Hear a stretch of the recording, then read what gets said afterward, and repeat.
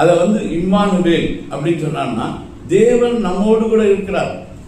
நான் என்ன செய்தாலும் ஆண்டவர் என்னோட இருக்கிறார். அதுதானே அவர் சொல்றாரு.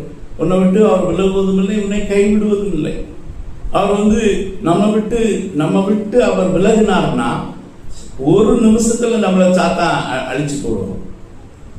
நீங்க ஜெபம் பண்ணாலும் பண்ணாவிட்டாலும் டிராவல் பண்றீங்க, வேகமா வண்டியை ஓட்டுறீங்க, எல்லாம் செய்யறீங்க. அந்த நேரத்துல தேவ தூதர்களை அனுப்பி தேவன் நம்ம கூட பாதுகாப்பா வராம இருந்தாருன்னா நம்ம ஒரு நிமிஷத்துல அந்த மாதிரி போயிடுவோம்.